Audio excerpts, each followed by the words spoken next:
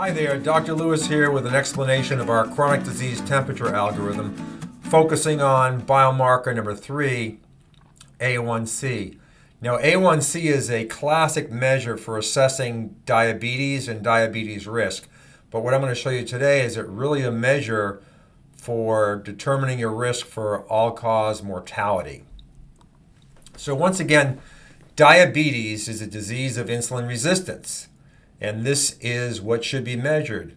A1C is a valuable marker, but it really is a trailing indicator of your diabetes risk. And insulin is tied to early mortality. As insulin resistance goes up, as measured by just fasting insulin levels, there is a clear correlation between early or premature death mortality.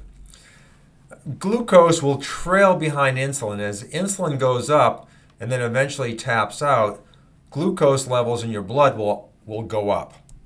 Next, we'll see an increase in triglycerides.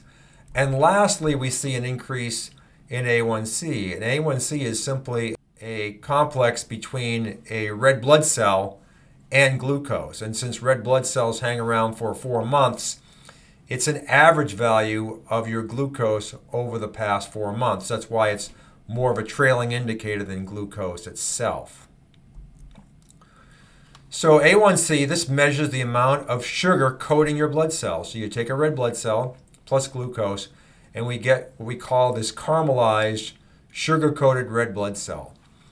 So this is not a reversible process, but fortunately the red blood cells only hang around for 4 months. So you're constantly replenishing red blood cells. So if you're taking in too much fuel, processed foods, too many high glycemic carbs, then you're going to have a lot of caramelized red blood cells, and that's reflected in the measure of A1C. But you have a chance to start all over again because your red blood cells are always being turned over. So here's the crux.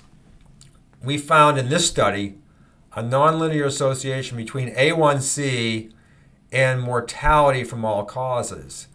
And the A1C level that triggers this is actually what we call the beginning of prediabetes. So in the standard of care, that is a flag that's 5.7. So normal would be 4.8 to 5.6. So at 5.7, it's flagged, but treatment doesn't start until you're diabetic at 6.4 or 6.5.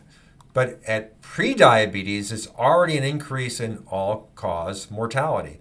So we should really be focusing on this number of 5.7 and trying to keep people as well below 5.7, and I'll show you what that ideal number is from a mortality perspective. So A1C, measuring the sugar coating our blood cells. It's caramelized, it's replaced, it's changed, it's turned over every 4 months. Ideal value is 4.5 to 5.4. And here we can see that on the low end of A1C, mortality goes up significantly, and that's because our healthy cells are deprived of fuel. There's not enough glucose floating around, and thus not enough of this new A1C molecule. That's the 4-month look back at your glucose levels. Whereas on the upper end, yes, mortality increases, diabetes risk particularly increases, and mortality increases slightly. So we see particularly high mortality with low blood sugar, and the ideal range is between 4.5 and 5.4. That's what you want to achieve if you want a healthy lifespan and a long, healthy life. So here's another study where we see this U-curve. We see higher mortality on the low end of A1C and progressively higher mortality as our A1C increases. But importantly, this study also corroborates that in the pre-diabetes phase, we see a steady, what's called a log linear increase in all-cause mortality risk.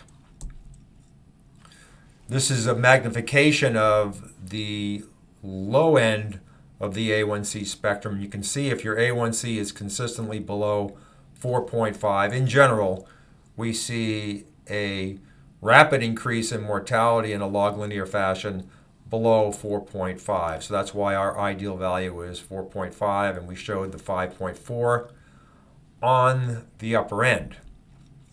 So this is the real danger zone, hypoglycemia, but most people are fighting high blood sugar, not low blood sugar. So the preponderance of people are in the elevated A1C regime. So that's chronic disease temperature biomarker number 3, A1C. And the whole point is that, yes, it's a diabetes indicator, but it really is, at the end of the day, an increase in early mortality indicator. That's what we need to be focusing on. That's why we want to keep our A1C in a highly optimal range, 4.5 to 5.4. Dr. Tom Lewis here. Hope you found this information interesting. Thank you very much for your time.